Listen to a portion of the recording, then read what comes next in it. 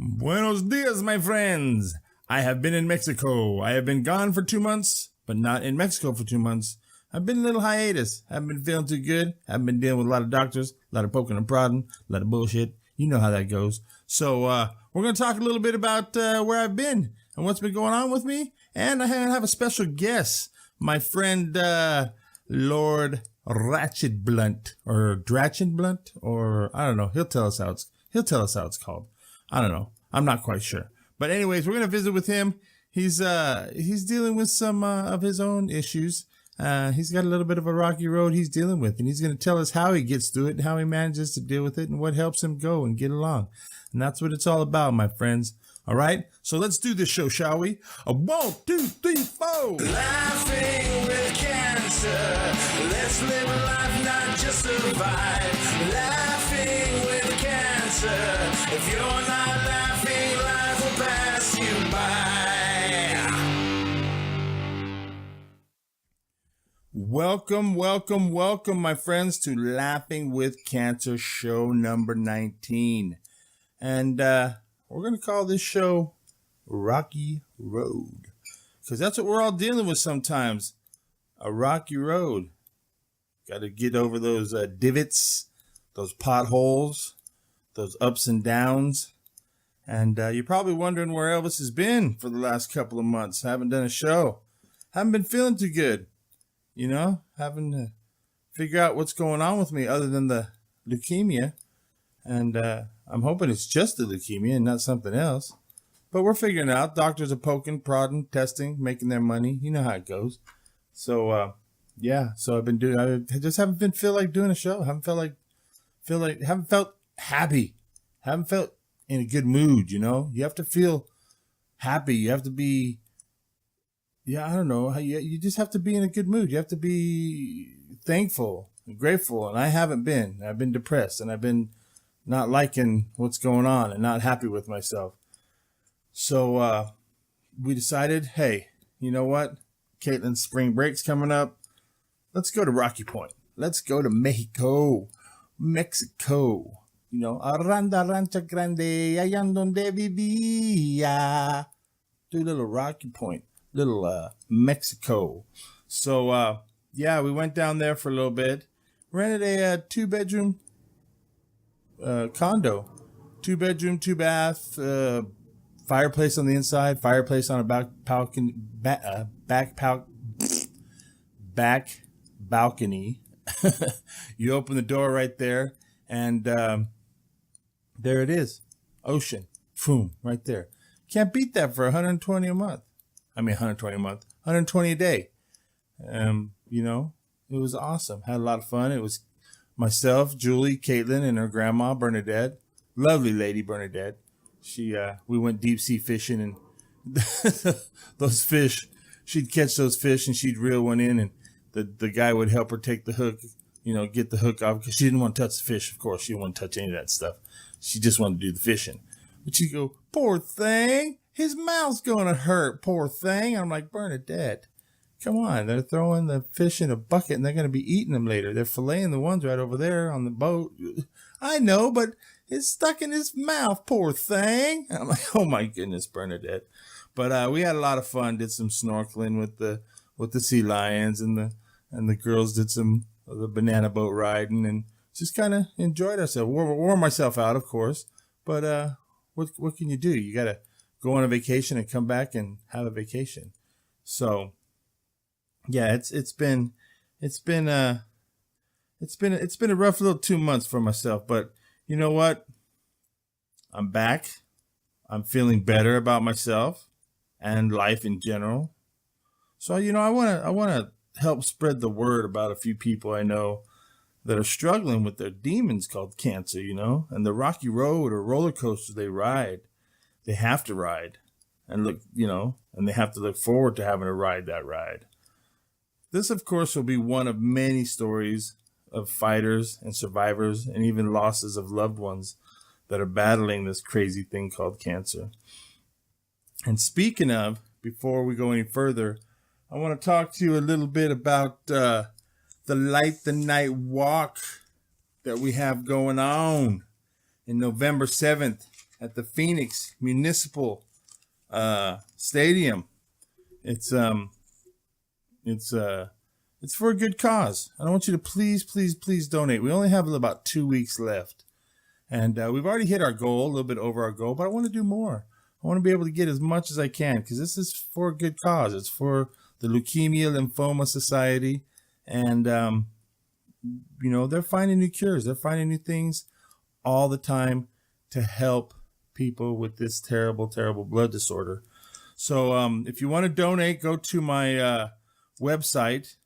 It's laughingwithcancerpodcast.com, and just click on the link, Light the Night Walk, and boom, you can donate right there. You can also go to my Facebook, Laugh with Cancer.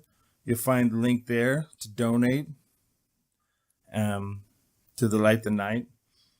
Follow me on Twitter at Laugh with Cancer or at Elvis Rico. I tend to post things on there.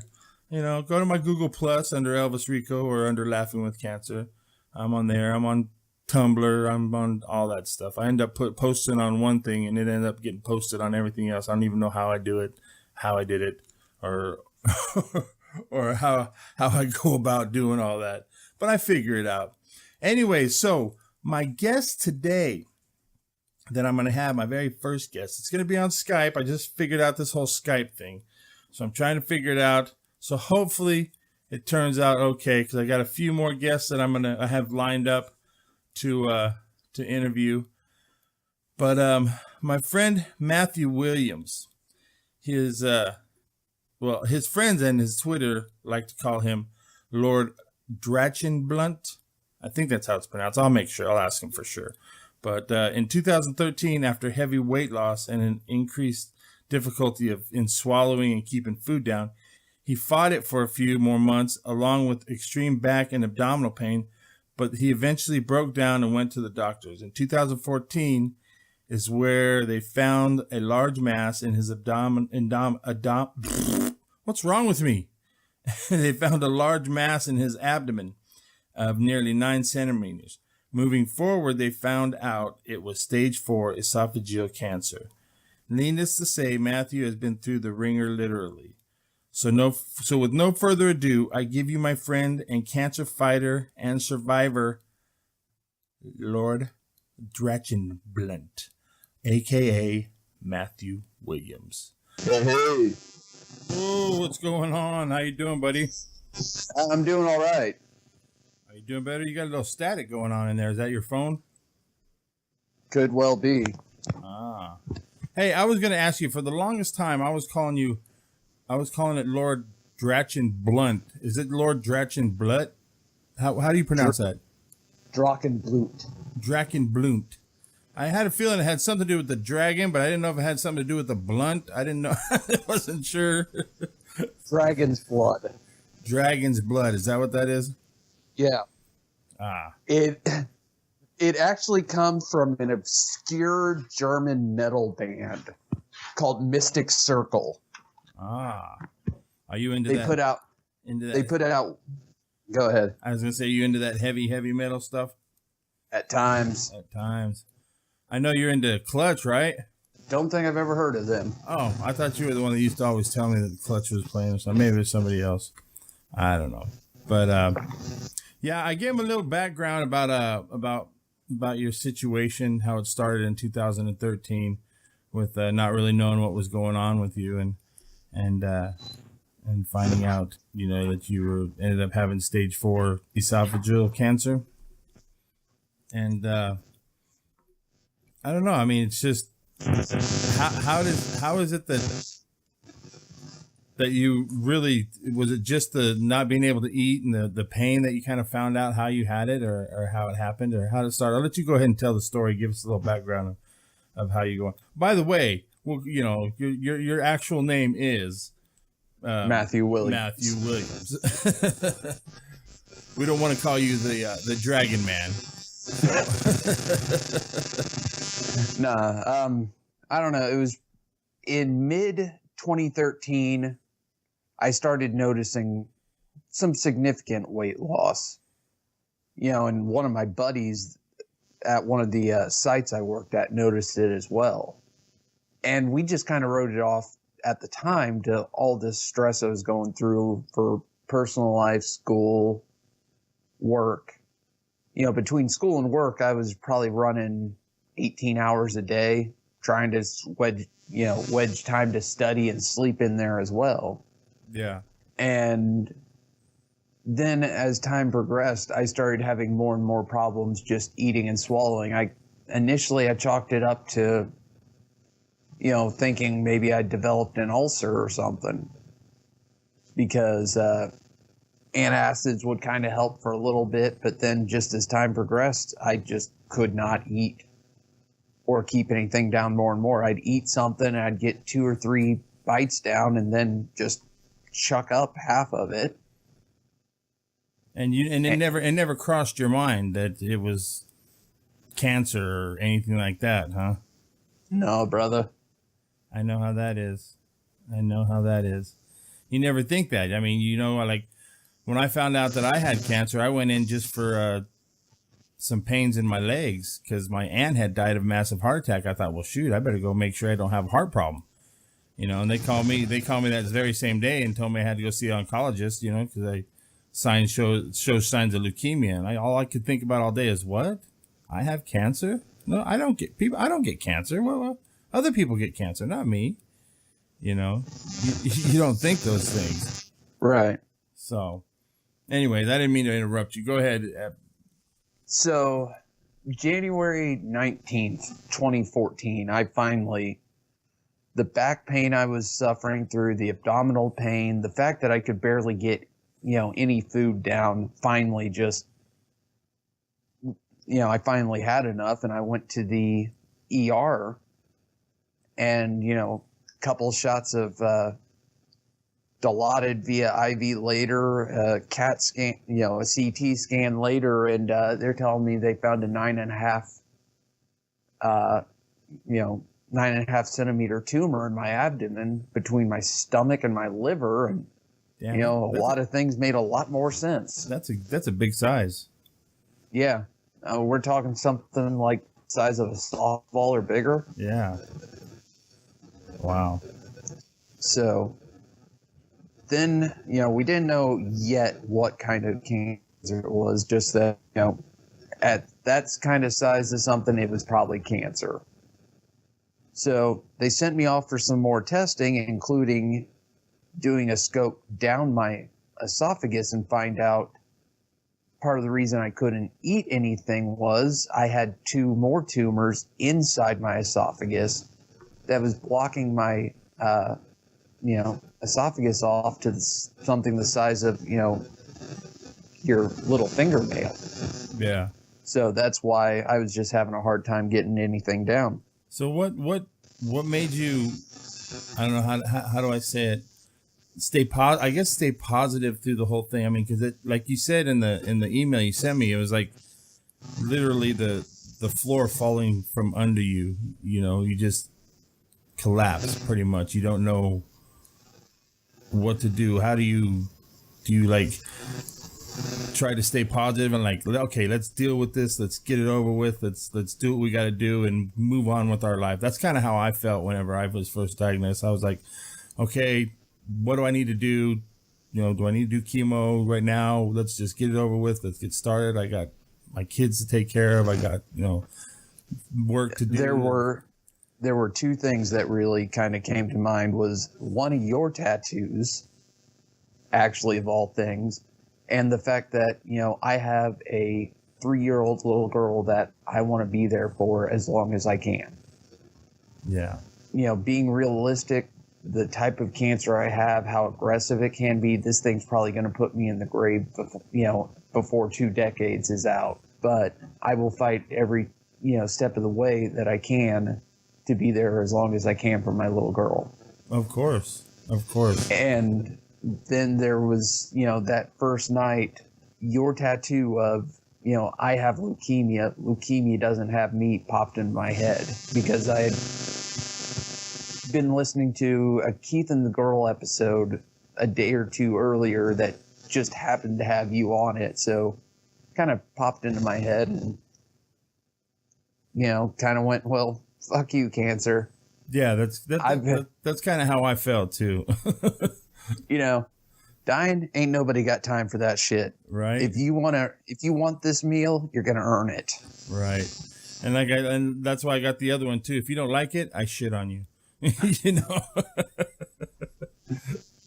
That was one of Keith's buddies, Adam. What's his name? Adam. I can never remember his last name, but he's the guy who does really good woodworking, if I remember correctly. Yeah, he also does some of Keith's bodyguard during his "My Name Is Keith" shows. Unfortunately, I've never heard a a full episode of My Name Is Keith. Oh my goodness, they get a little crazy. He gets them drunker and I don't want to say it. I don't want to be racial, but drunker than a bunch of skunk. Yeah, drunk as a skunk. There you go. But yeah, so yeah, and the tattoo, I definitely, when I did get it, that was how I felt. I was mad at the world. I was mad at the cancer. I was mad at getting the divorce. I was mad at just everything. And when the doctors lectured me about getting tattoos and not doing it because I have a blood disorder, I was like, okay. And so a month later, I had the whole arm done. That's what I had on there. I have leukemia. Leukemia doesn't have me. If you don't like it, I shit on you. You know? So it's been that way for a while. And I have my ups and downs like you do, of course. You of course make my cancer seem like nothing whenever I hear your story and you tell me about this, you know, the type of cancer you have. I can't imagine, my friend. So yeah, I mean, during the early months of my whole ordeal, one of my sisters actually went out and got the esophageal cancer ribbon tattooed on her arm. Oh, that's awesome. Yeah, I mean, my family has been insanely supportive. You know, I mean, living with my parents during all of this, you know, I spent probably 6 months confined to the couch because I just was so weak at most of the time. I mean, I couldn't eat for 6 months because of the side effects of the chemo and the radiation. They had me on a feeding pump. And they were doing both at the same time? Say that again? They were doing both at the same time? Yeah. Oh, wow. I had 15 days of radiation, and they did chemo during that at the same time. Oh, my God. And that was 15 days of radiation pretty much straight minus the weekend. Oh, my God. Yeah, no wonder you were just stuck to the couch. You probably had no energy to do anything. Yeah, and the fact that I hadn't eaten anything real in a long time and just was having, you know, painkillers.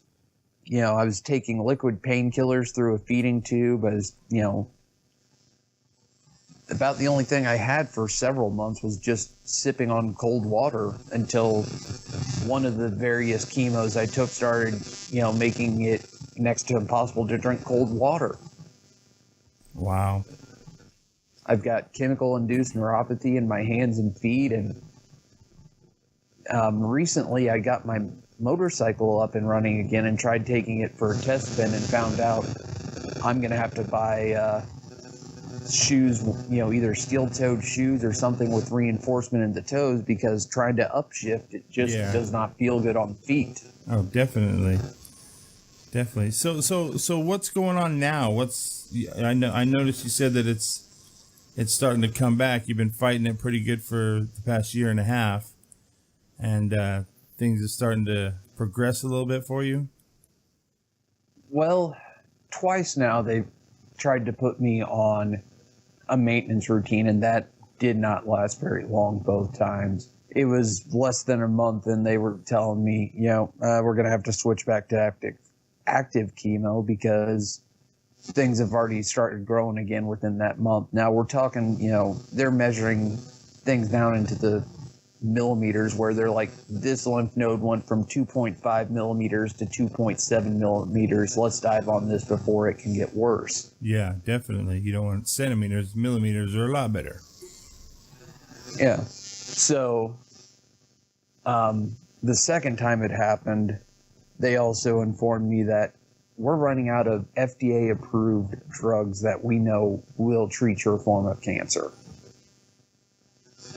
And so they sent me to a new team in downtown Indianapolis who sent me for a new biopsy of the tumor to send it off to genetic testing to see if they could find any new possible treatments. So we found one drug that might have some effects on the cancer. There's some protein being expressed called MET, which there's a drug on the market that treats lung cancer that works by suppressing a cell's ability to take in this MET protein. But first we're going to go with the last known chemo drug that they can treat me with called irinotecan, along with curcumin. And are they feeling pretty positive about it as far as that one goes? Yeah, they're pretty positive this is going to, have really good effects like everything else has in the past. It's just, once they stop active treatment, seems like my cancer just goes, oh, vacation time to party again. Time to get going again. Well, it definitely sounds like a roller coaster, my friend. A big roller coaster. But like you said, you have that beautiful little girl to help you stay strong, and I understand how that is. Yeah, it's definitely had the wind kicked out of my sails a couple times along this way. Misunderstanding early on that, thinking I was heading towards possible remission, and them say, no, that's not going to happen, was kind of really rough after, the first year of treatment. And at that age, they kind of don't really understand how come daddy can't come and play with them and have the energy to come do things with them and stuff like that. So it's kind of heartbreaking, I can imagine, for you and for her and for the family. It was really heart-wrenching and really touching at the same time. One time when I was in the hospital and someone managed to bring my little girl down to see me at the hospital, that she clambered up into the, hospital bed next to me, leaned over and tried so carefully to, kiss my stomach and, say, "Daddy, feel better?" Oh, I mean, man. It just took everything I had not to bust into tears in front of her. Oh, I bet. And it's, like you said, like you wrote on there, it's wild how something like this situation in your life can and it also focuses it at the same time. Something like this, when people go through something like this and how devastating it can be, can also help you focus on what is so important in your life that you really didn't focus on before. Yeah. I mean, during all of this, I was still also, like I said earlier on, a full-time student. And in January, or the January 2015 timeframe, or 2014 timeframe, I tried to struggle through finishing that semester and just ended up having to take medical leave at the end because I just couldn't pull it off.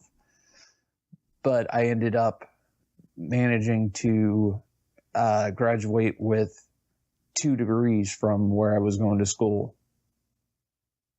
I was pretty much already done with one. It was wrapping up the second one that was kind of the rough spot. And you've had to put all that on hiatus for now, right? I actually finished that during chemo. Oh, during the chemo. Okay. And so what's the project you're working on now? I know it's a lot of, you're obviously a computer whiz, Because I have no clue as far as I'm surprised I was able to get this Skype set up and I know what I'm doing and I'm just hope everything is recording right and I have it by the end of the day. You know what I mean? So what kind of project are you doing now as far as helping you? I'm sure anything that you do, any kind of project helps you take your mind off of what you're having to deal with and what you're having to go through. The big project I'm working on right now is something called Open FOSS Training. And the whole goal of it is to create videos and written documentation for people who are interested in getting involved in Linux and the software related to it. And Linux being an alternative operating system to Windows or OS X that many people may know. Okay, so Linux is another type of Windows? Is that what that is? It's another type of operating system, yeah. So does it come with, like, a lot of these laptops and a lot of these other, it's all Windows, everything's always Windows. Is it Linux come with a lot of these, or is it something that you have to download to your...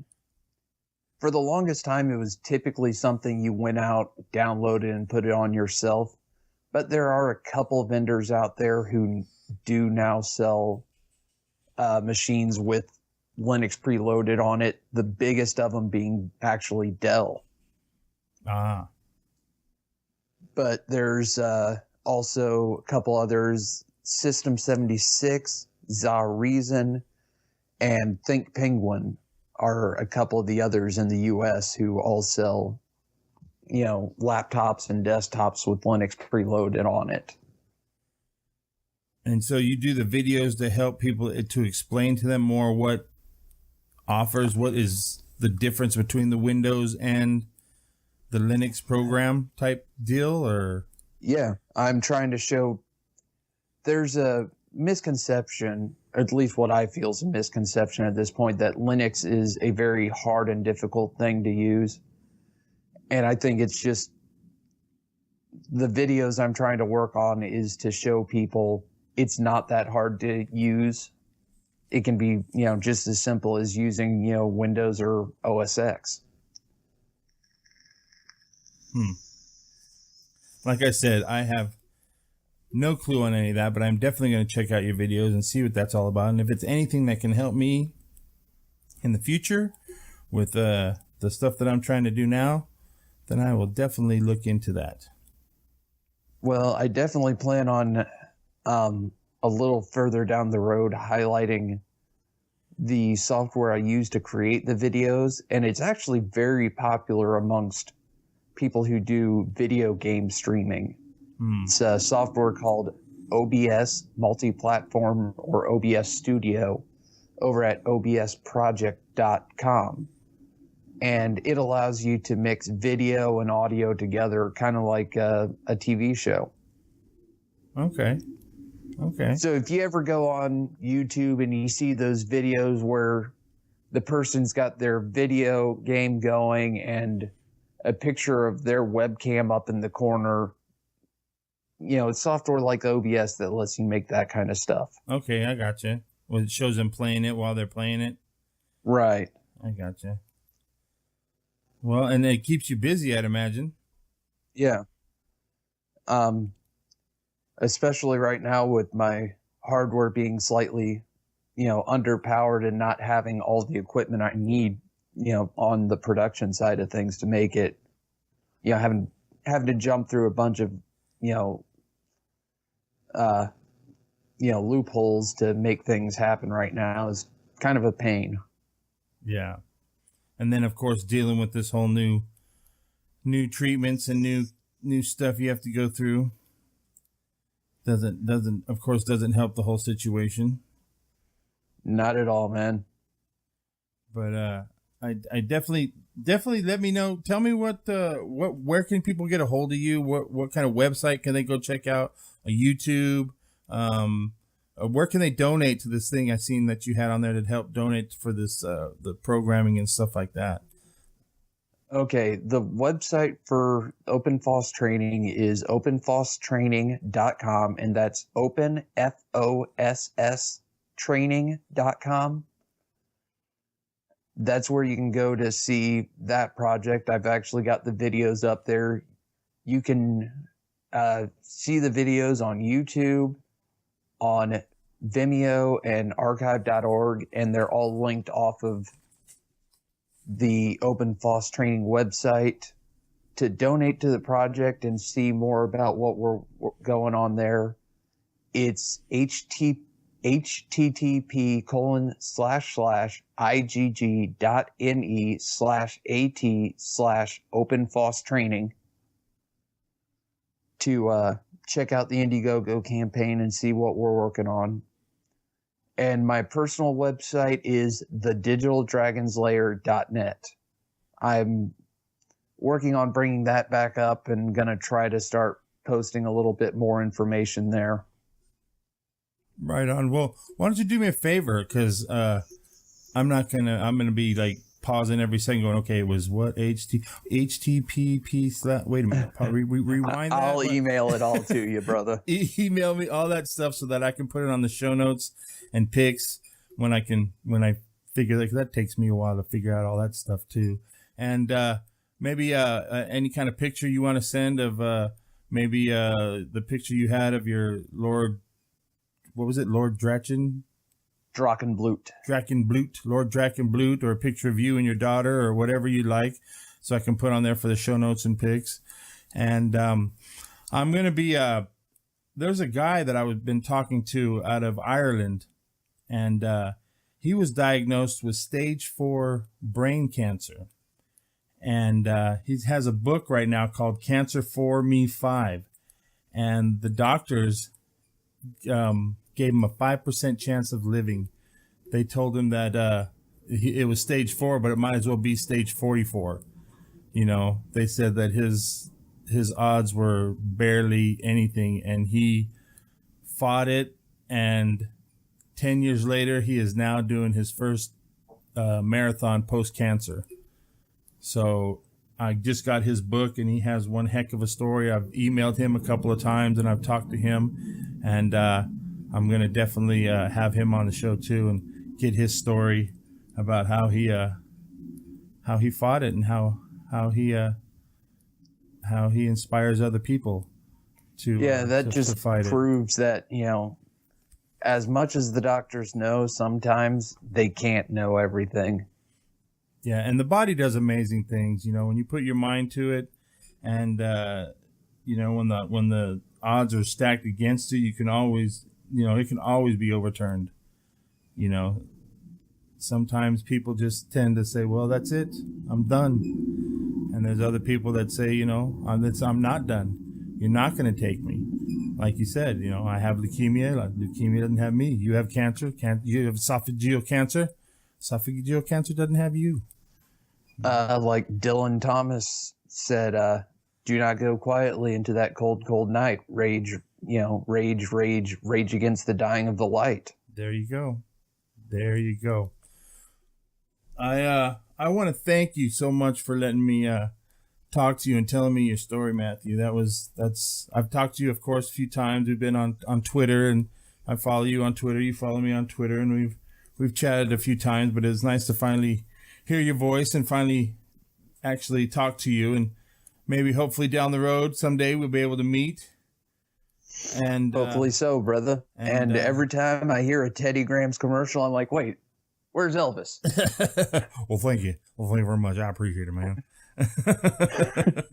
But I wanna thank you so much for being on the show, and you are my very first Skype interview. So it turned out it was a little staticky. I think there was a little static going on your end, but it seemed to clear up. So I hope not too many people. You know how Keith gets whenever any little noise, he's like, "What's that?" Something's got to change. Yeah. I'm like, as long as I can get through it, I can try to edit and clean it up as I go. So yeah, and I'll have to send you a picture of the little thing I've got attached to my phone. It's wild. I'm not actually using the I've actually got a little adapter that plugs into my phone that splits out the headset and the mic into 2 different plugs. So I've got a little lavalier mic plugged into that, hanging off my collar and talking to you right now to hopefully be a little better quality than, the built-in mic would be. Oh, wow. It sounds like it. It sounds good right now. Did you just switch it out, or did you start with that? I started with that. Oh, okay. Because at first you had a little static going on, and then all of a sudden everything cleared up, and it sounds perfect. So, I'm just gonna lay that up to AT and fail. I mean There you AT&T. there you go. So what's your Twitter again? So everybody can. Lord_Drachenblut, I think. I never remember half the time. It's LORD_DRACHENBLUT. Right? Yep. There you go. Well, thank you so much, Matthew. And I definitely want you to keep me updated what's going on. I'll let you know of some other interviews that I got going on. I got a young lady that's 18 that I have it's a family friend of ours. And I've been talking to her, and she's going through some issues, and she's going to be up here in Phoenix to go to the Mayo Clinic. She might have Hodgkin's disease. And just to correct that, it's Lord Drachenblut as one word, no underscore. Oh, on the Twitter? Yeah. Oh, Skype okay. has the underscore. Okay. No underscore Twitter, Skype underscore. Yep. Okay. I will send this all to you so you can add it to the show notes, and people can feel free to try to reach out and get in touch with me. All right. Well, thank you so much, Matthew, and I appreciate it. Like I said, thank you so much. I really do appreciate it. It's been great. And I hope I did okay as far as interviewing and not interrupting you too much as you spoke. Like I said, I'm not a Hemda. She does one heck of a interview when she interviews people, Have you ever listened to any of her I've heard spin-offs? the clips they've shared of it. Yeah, she does. She's really good at interviewing. So, I'm trying. I'll get there. I'm still trying to figure out what the heck I'm doing with the shows that I am doing. So, Well, but I'll and get there. interviews over the phone, I think, are always one of the hardest things to do because you have no visual clues over what the other person's doing. Yeah, or the facial expressions, like you might have said something wrong, and you're like, "What? Oh, sorry." All right, well, buddy, I want you to stay positive, and you know what? Stay laughing if you can. All right. All right. All right, buddy. We'll talk to you later. Take it sleazy, brother. All right. All right. Well, thank you, Matthew. And I do appreciate you being my very first Skype guest. And like I said before, I'm going to have many more Skype guests. I have a few other people that I do have lined up to do some interviews. The lovely young lady, Sierra Anderson. I want to end up talking to her. She'll be down here in Phoenix to go to the Mayo Clinic here pretty soon. And I look forward to talking to her, visiting with her parents. And also, like I said before, old Liam Ryan from Ireland. I'm going to be talking to him too. He emailed me earlier saying that he's looking forward to talking to us on the show. And his story might go a little longer. He's got quite the story. Could be a good hour. You know what I mean? Of him talking, not me. You don't want to hear much of me. But anyways, I want to remind you guys to go to my iTunes and give it a click. Give it a vote. Give it a 5-star rating. Give it a review. Go to Stitcher. Go to my Facebook. Go to my Twitter. Laugh with Cancer. Or at Elvis Rico. And of course, donate to Light the Night Walk. 2 weeks left, my friends. 2 weeks. All right. Go to laughingwithcancerpodcast.com. Click on the link. Light the Night Walk. And boom, you have it. All right there. All right. So, with that said, my friends, I want everybody to try to stay positive. Try to think positive. Try to do what you can do when you can do. If not, take a nap and rest. Sometimes you just need to rest. Other than that, peace, love, and stay laughing. Laughing with Cancer Podcast.com.